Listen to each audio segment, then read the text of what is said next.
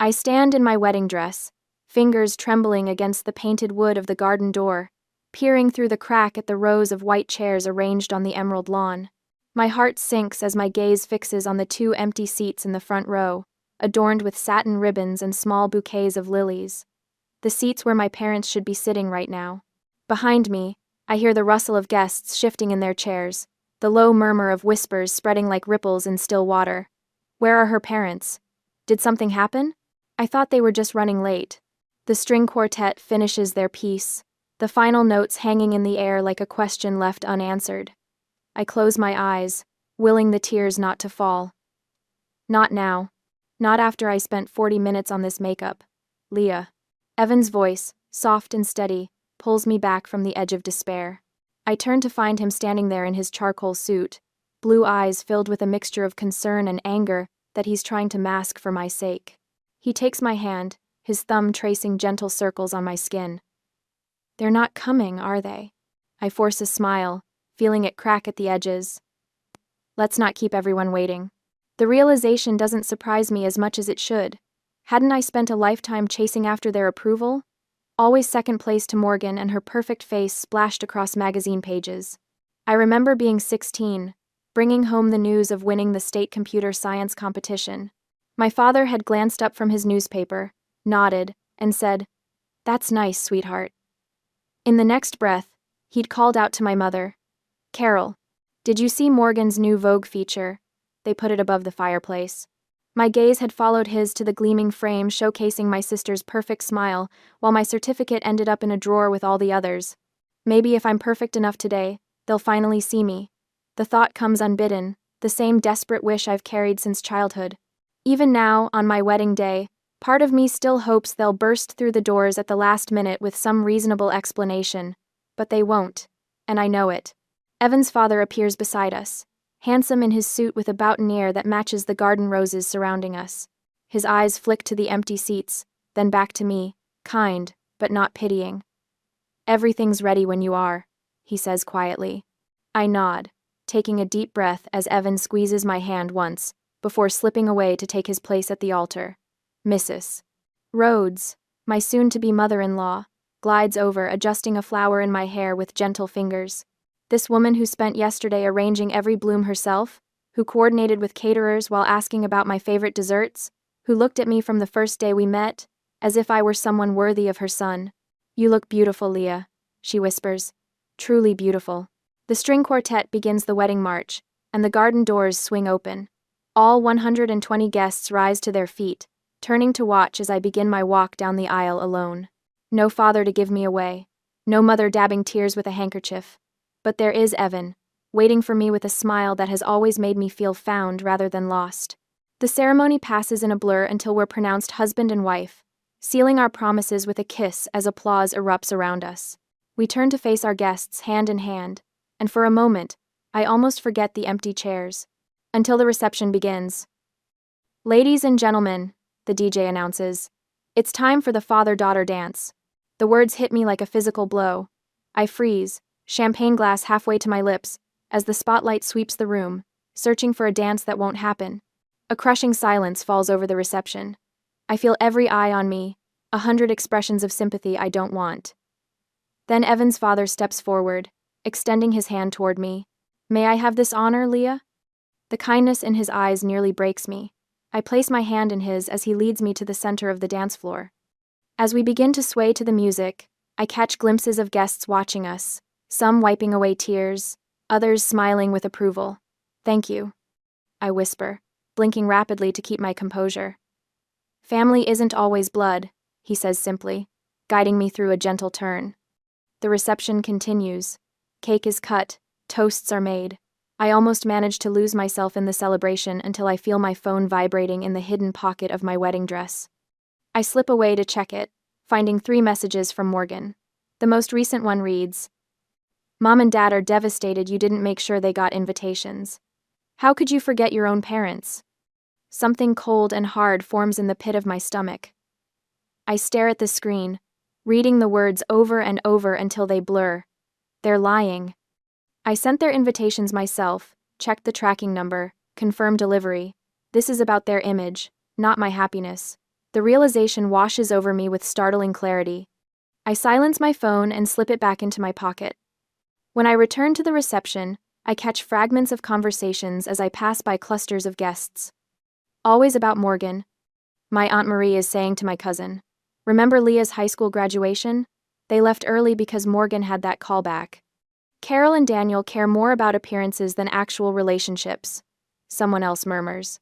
Always have. Poor girl. Imagine not showing up to your daughter's wedding. I feel Evan's presence before I see him, his hand finding mine as if drawn by some invisible force. He doesn't ask what's wrong. He doesn't need to. Ready to get out of here? Ready, he asks, nodding toward the exit where our getaway car waits.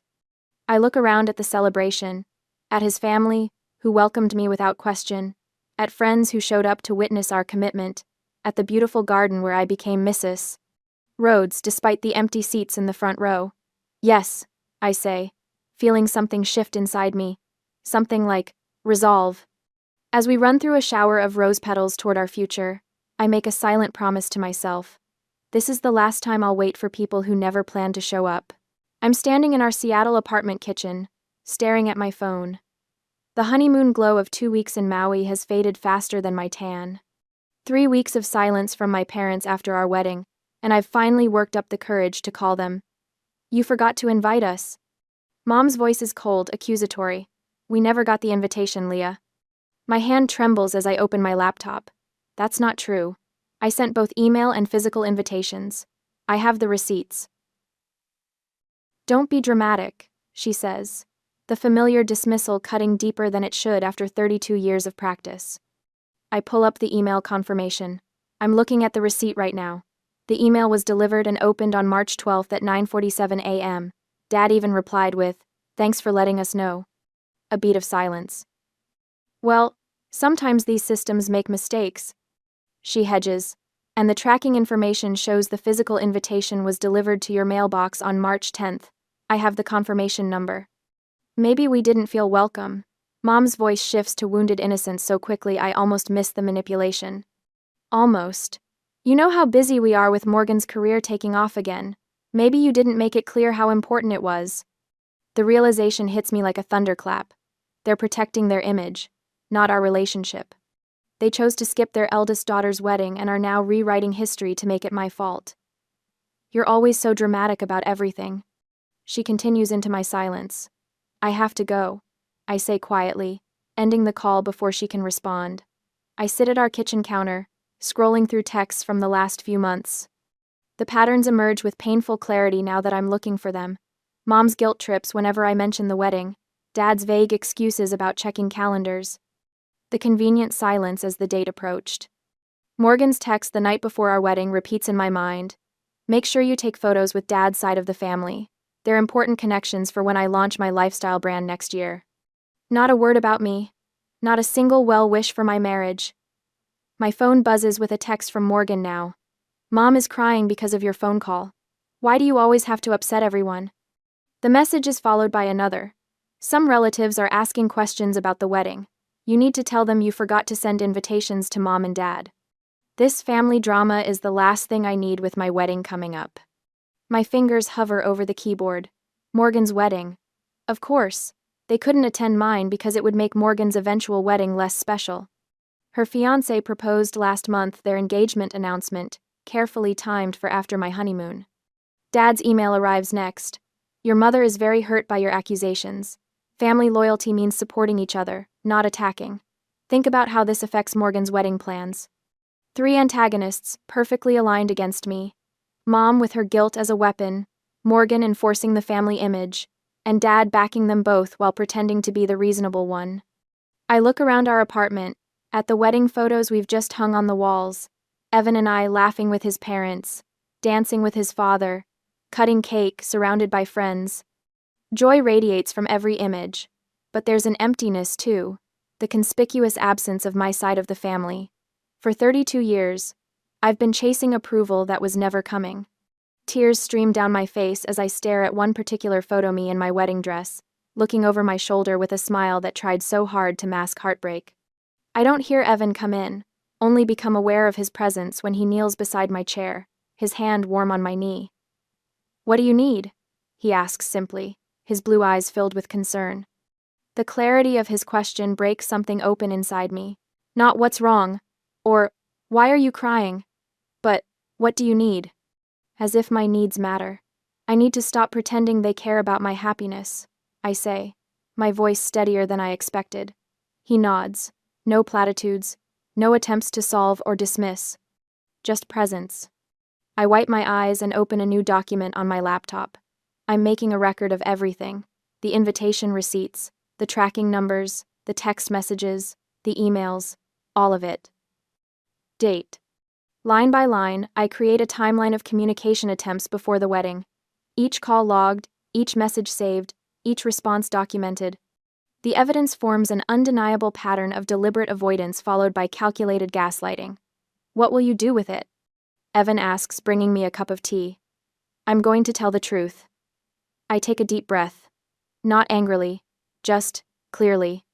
I compose the email carefully, attaching the relevant evidence without commentary. My message is simple. Mom and Dad, I have attached documentation showing that you received both electronic and physical invitations to our wedding. You chose not to come. I won't participate in pretending otherwise. This isn't about blame, it's about acknowledging reality so we can move forward honestly, if that's what you want. Leah. I hit send before doubt can creep in. My phone rings 10 minutes later, not my parents, but Mrs.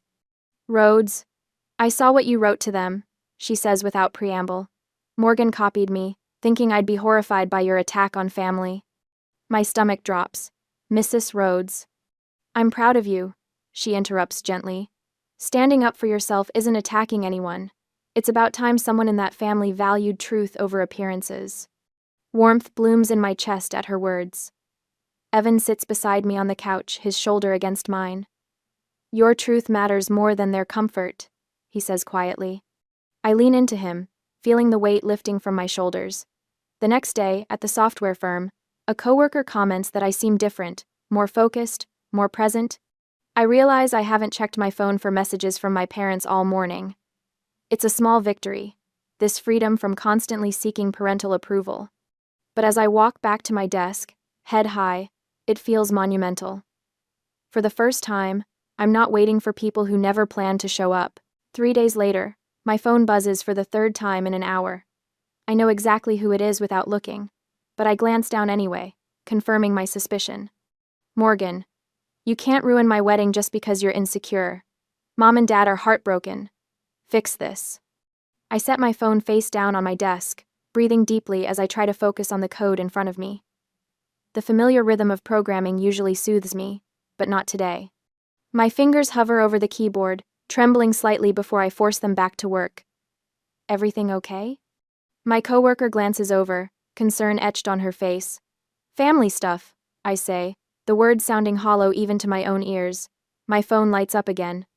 Not Morgan this time, but my Aunt Marie. Leah, honey, your mother called me in tears. She says you're refusing to admit you forgot their invitation. Can't you just apologize for the mix-up?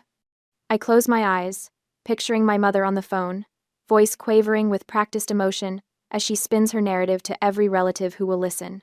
The image burns behind my eyelids. When I get home, Evan is already there, his face darkening as he sees my expression. Your dad sent me an email, he says, turning his laptop toward me. Apparently, I need to understand the importance of family loyalty. I read Daniel's message, each word dripping with calculated guilt. As Leah's husband, you should help her see reason. Family is all we have in this world. Her behavior is causing your mother-in-law immense pain. They've been calling everyone, I say, sinking onto our couch. 3 different cousins left messages today. Even my high school friend Sarah somehow got dragged into this. Evan sits beside me, his warmth a contrast to the cold knot forming in my stomach. They're escalating because you're not playing along anymore. My phone buzzes again. Unknown number. Leah, it's Morgan. Since you blocked me, I had to use Ryan's phone. Stop being childish. I hang up without responding, but the calls continue. Different numbers each time. Always Morgan's voice when I answer. I finally turn my phone off entirely, the silence a momentary relief. You know what's strange? I say later that night as Evan and I eat takeout at our kitchen counter. I keep waiting to feel guilty, but instead I just feel calm, like I finally see them clearly. Evan nods, considering this. What changed? The question makes me pause, fork halfway to my lips. I think it's knowing I have options they can't take away. I gesture around our apartment. My job pays $96,000 a year. I have proof they're lying. I have you. For the first time, I don't need their approval to survive. When my phone powers back on in the morning, there are 17 new messages. One catches my eye immediately. From Evan. Check your email. Morgan texted me. The message she sent him makes my blood boil. You should help Leah behave better. Networking with successful family could benefit your career. Evan's response appears below it. I only care about Leah's happiness, not her networking value. Pride swells in my chest, momentarily displacing the anger. This man who sees me as a person, not a pawn, who defends my worth without hesitation. Morgan's replies become increasingly frantic. This is ridiculous. She's tearing apart the family. Our mother is devastated. Your loyalty should be to family harmony, not enabling her tantrums. After the fifth message, there's a final one from Evan. We're blocking this number. Don't contact us again. I blocked her, Evan says when I look up from my phone. I hope that's okay. More than okay, I say, feeling a weight lift from my shoulders. It's perfect. That evening, Evan's mother calls. My stomach tightens automatically, expecting more pressure. Leah, honey, I got the strangest text from your sister, Mrs. Rhodes' voice is calm but concerned. Something about your psychological instability? I'm forwarding it to you now. The screenshot arrives with Mrs. Rhodes' commentary. Garbage. You and Evan come over for my meatloaf tonight. Dinner at the Rhodes house feels like stepping into another dimension. No walking on eggshells, no veiled criticisms or competitions. Just easy conversation, genuine interest in our lives, and enough meatloaf to feed an army. More potatoes, Leah? Mr. Rhodes passes the bowl before I even ask. I heard you got that new project at work. The security system design, right? The simple acknowledgement of my career, something my parents never managed, brings an unexpected lump to my throat. Tell us more about it, Mrs. Rhodes encourages, refilling my water glass. Evan says you're leading the team now. As I explain the project, they listen attentively, asking thoughtful questions. No one changes the subject to talk about someone more important. No one checks their watch impatiently. They treat me like I matter. Is this what family is supposed to feel like? 2 days later, my phone rings with my Aunt Marie's number. Leah, I wanted to talk to you about Morgan's wedding. Your mother says you deliberately excluded them from yours, and now you're refusing to attend Morgan's out of spite. I take a deep breath. Aunt Marie, I have the invitation receipts.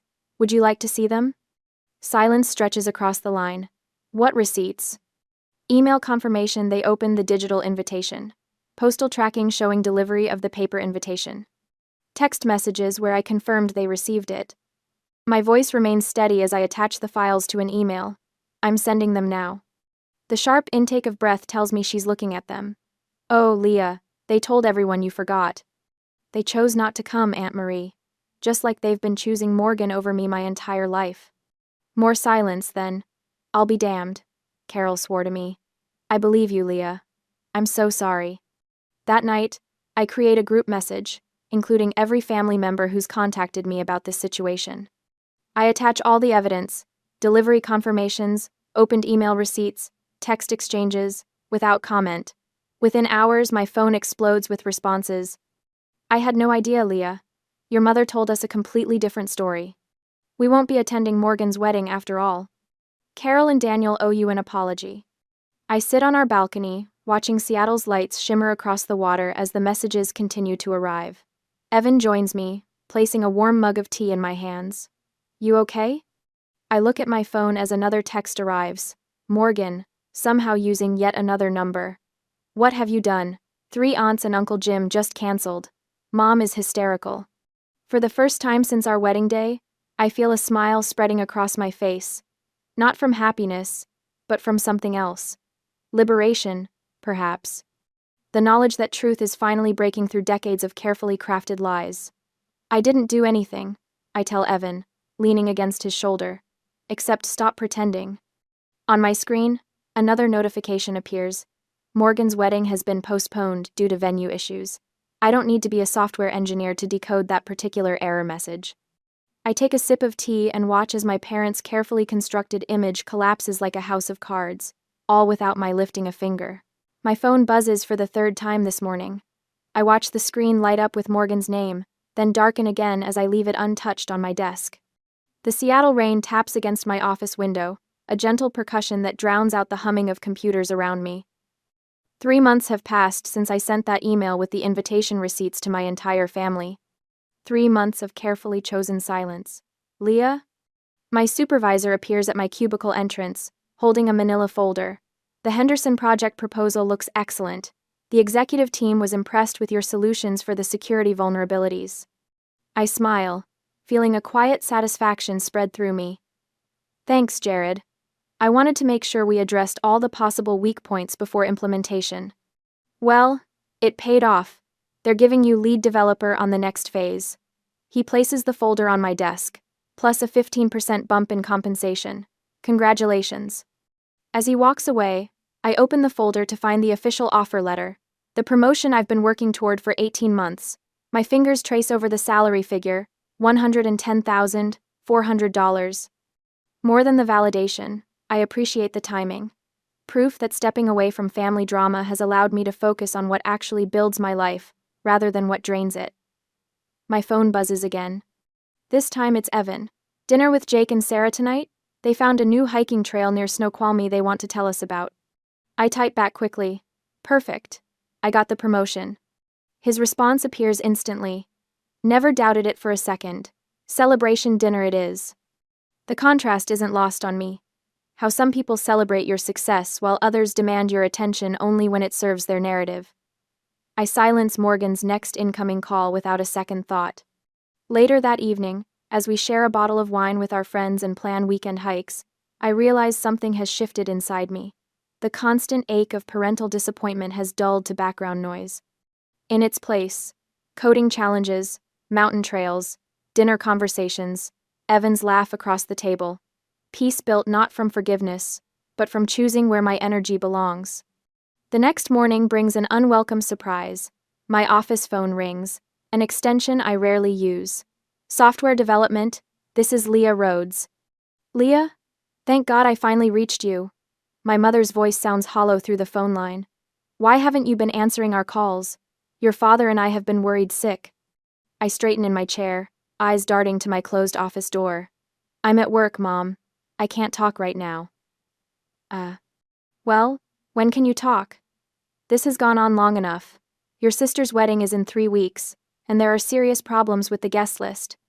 Several relatives are declining because of this, situation you've created.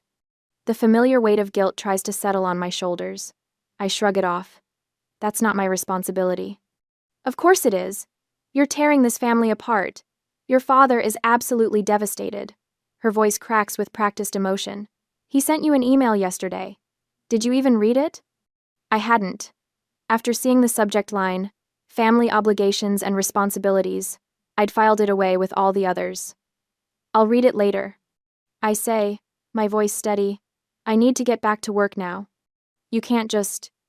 Goodbye, Mom. I hang up, surprised by how little her words affect me now. I check my company email instead, finding a message from Aunt Marie that makes me pause. Leah, I wanted to let you know Morgan's wedding has been postponed due to venue issues. The real reason. Half the guest list declined after learning what happened with your wedding. I'm one of them. I should have stood up for you years ago. I'm sorry it took me this long to see what was happening. If you're ever ready to talk, I'm here. Love, Aunt Marie. That evening, I bring it up during my therapy session, sitting on the blue couch across from Dr. Warner, who has been helping me navigate the fallout for the past 4 months. What does it mean that I feel nothing about their wedding troubles? I ask, staring at the small potted fern on her windowsill. Shouldn't I feel something? Vindication? Sadness? Anything? Dr. Warner watches me thoughtfully. What you're describing sounds like emotional detachment, a natural protection after years of having your feelings dismissed. Tell me what you've realized since we started these sessions.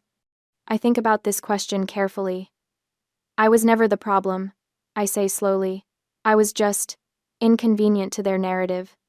The quiet, practical daughter who didn't fit their perfect family image. Nothing I could have done would have changed that. And knowing that now? It's freeing, I admit. Like I've been carrying this weight, thinking if I just tried harder or was more perfect, they would finally see me. But that was never going to happen. Walking out of therapy, the spring evening wraps around me like a gentle embrace. I understand now that walking away isn't weakness. Sometimes it's the strongest response to those who refuse to see you as you are. The peace lasts exactly 16 days before my mother's tearful voicemail breaks the silence. Leah, please. You're breaking your father's heart with this behavior. Morgan had to postpone her wedding again. People are asking questions we can't answer. Call us back, sweetheart. We can work this out as a family. I delete the message and open my laptop instead, finding an email from Morgan. The subject line reads, "Wedding announcement photos," with several image attachments. Curiosity gets the better of me. The photos show Morgan and her fiancé in a garden setting with a stone path winding behind them, roses climbing trellises in soft focus. The composition, the lighting, even the color palette, all of it painfully familiar. They've recreated our wedding aesthetic, down to the smallest detail. Below the images, Morgan's message is brief. What do you think? Mom says these came out better than yours. I close the laptop without responding. 2 days later, a certified letter arrives from my father. The formal handwriting on the envelope speaks volumes before I even open it. Leah, your continued silence is unacceptable. As your father, I demand an explanation in person. Whatever imagined slight you believe we've committed doesn't justify tearing this family apart during what should be a joyful time. Your behavior has affected Morgan's special day significantly. The least you can do is meet with us to discuss your return to the family before more damage is done. Your mother and I expect to hear from you within the week. Dad. I fold the letter carefully and place it in the growing file of family communications I've been documenting, evidence of a lifetime pattern finally visible on paper. The last attempt comes a week before Morgan's rescheduled wedding date. A cream-colored envelope arrives containing a check for $2,000 and a note in Morgan's handwriting. For your dress and travel expenses, Mom and Dad will tell everyone you had scheduling conflicts before. Please just show up and smile for pictures. For the family image. M. I stare at the check, feeling a strange calm settle over me. They've finally shown their hand completely. My presence isn't valued, just the appearance of family unity they can display to others. That evening, I write a short note on my personal stationery and place it in an envelope with Morgan's uncashed check. My presence isn't for sale. Leah. As Evan drops the envelope in the mailbox, he squeezes my hand. You okay? Better than okay, I tell him, and mean it. The news spreads quickly through the family grapevine.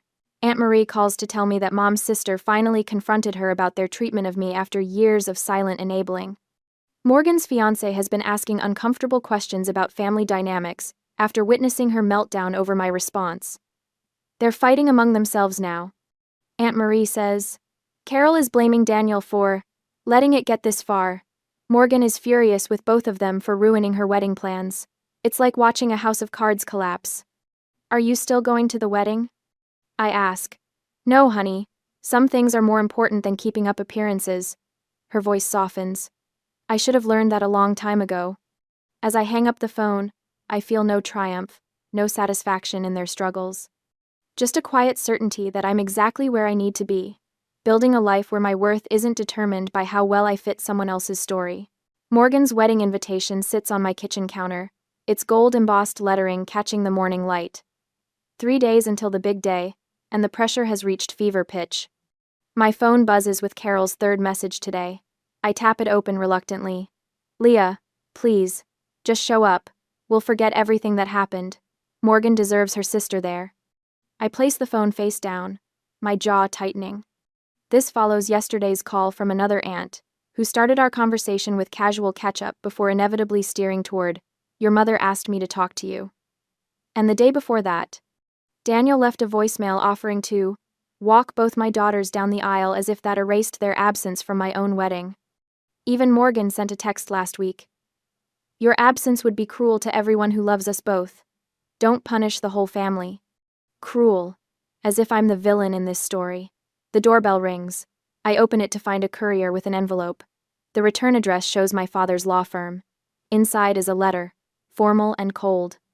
Consider how family connections benefit your career. The tech industry values networking. Morgan's fiancé's family has connections that could help you advance. Burning bridges now could have long-term consequences. The threat isn't subtle. I crumple the paper, tossing it in the recycling bin. My laptop pings with an email notification from Morgan. The subject line reads, "My side of the story." The preview shows the first line. I've drafted a post explaining why my sister abandoned our family, before I share it publicly.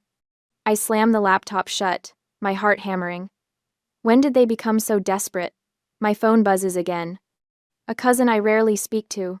Your mom says we need to choose sides. This is tearing everyone apart. An hour later, Carol herself calls.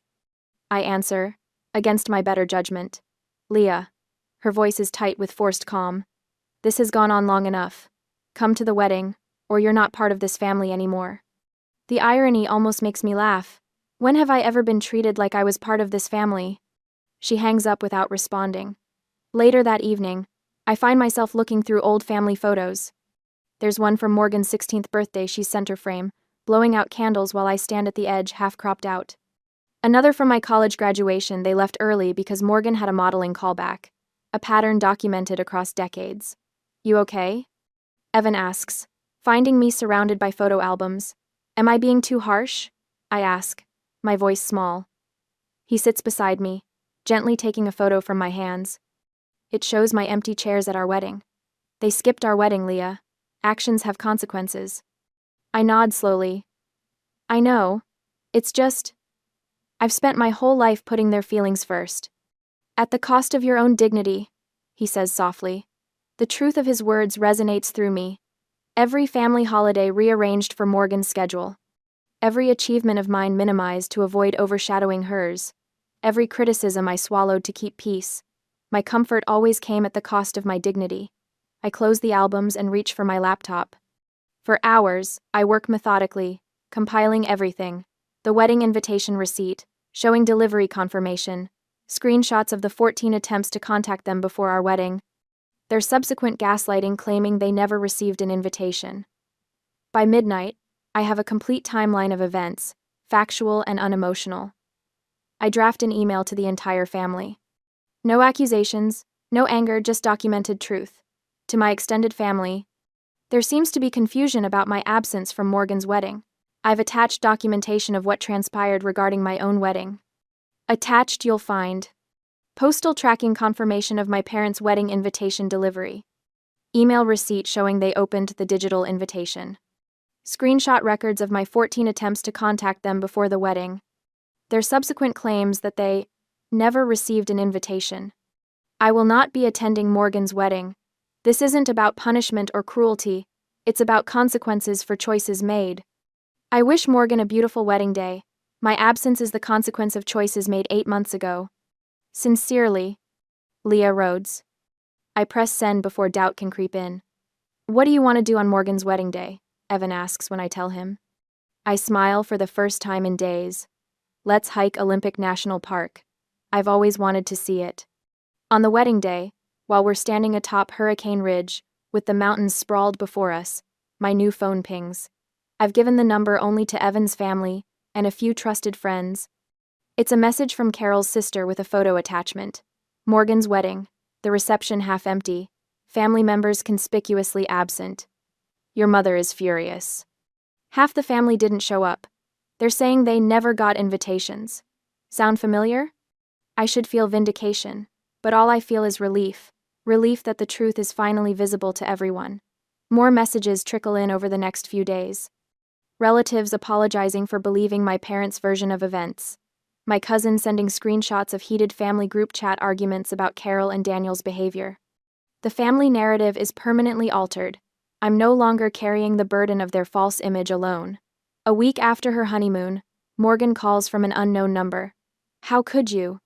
She demands when I answer. You've turned everyone against us. I didn't turn anyone against you, I reply, my voice calm.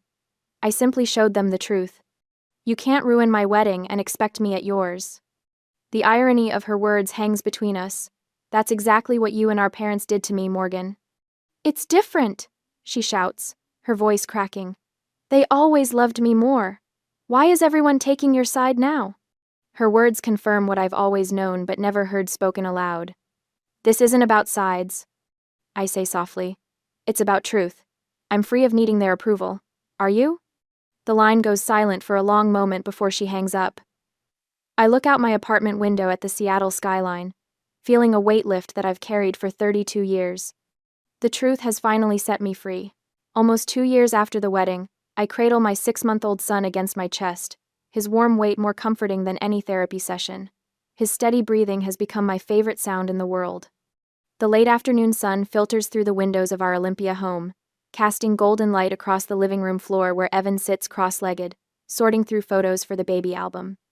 Look at this one, he says, holding up a picture of Mrs. Rhodes, the only grandmother my son will ever know, cradling him the day we brought him home. Her eyes shine with the same unconditional love she's shown me since the first time we met. I run my finger over my son's downy hair. She's coming over tomorrow, right? Wouldn't miss it for anything, Evan replies. Said she's bringing that apple pie you've been craving. Our walls hold no portraits of Carol or Daniel, no evidence of Morgan's perfect smile. Instead, they showcase the family we've chosen. Evan's parents, my support group friends, co-workers who became confidants. People who show up, not just when it's convenient, but when it matters. My phone buzzes against the side table. I shift the baby slightly to reach for it, expecting a message from work about the software update we launched yesterday. Instead, an unknown number flashes on the screen with a text that makes my stomach clench for just a moment before the feeling dissolves like sugar in water. Leah, I know you had a son. You cannot be this cruel. You cannot keep a grandchild from his grandmother. This is wrong. Call me Carol. 2 years ago, these words would have devastated me, sent me spiraling into guilt and second-guessing. I would have read this message a dozen times, crafting careful responses in my head, measuring each word against the inevitable disappointment that would follow. Now, I feel nothing but a calm certainty. Your mother? Evan asks, recognizing something in my expression. He doesn't need to specify which mother. Using my cousin's phone, I confirm, turning the screen so he can see. Same tactics. The same language that once held such power over me. You cannot, you should not, you must, now reads as hollow as a script from a bad play. My worth is no longer tied to their approval, my happiness no longer hostage to their validation. My therapist called it emotional neglect when I first described my childhood. Those sessions helped me understand the conditional love that always felt just out of reach, always tied to someone else's definition of success. The support group introduced me to others with similar stories, different details, same wounds who showed me I wasn't alone. But it was building this life with Evan that finally showed me what family should be. The way he validates my experiences without question. The way his steady presence anchors me when old doubts surface. Jessica from accounting pulled me aside yesterday. I tell Evan, shifting our son to my shoulder as he stirs. Her parents are trying to manipulate her into moving back home. What did you say? Evan asks, setting aside the photos. That you can love someone and still need distance. That sometimes boundaries aren't about punishment, they're about protection. The words felt natural coming out, stripped of the bitterness that might have colored them before. I've found meaning in helping others navigate what I've survived, paying forward the support that carried me through. I look down at my son, his tiny features relaxed in sleep, and see what unconditional love truly looks like. Not a transaction, not a performance, but a gift freely given, without expectation of return. My thumb hovers over the block button for only a second before pressing it. No hesitation, no guilt, no need to explain or justify my boundaries. I set the phone down and press my lips to my son's forehead, breathing in his sweet scent. When I look up, Evan is watching me, his eyes reflecting the same peaceful certainty I feel. He doesn't ask if I'm sure, doesn't need me to explain. He simply smiles, a smile that communicates volumes without a single word passing between us. Our son nestles between us, protected from patterns we've both vowed to break. This is what family means now, defined by love rather than obligation, by choice rather than blood. And in that redefinition, I've found a freedom I never knew existed.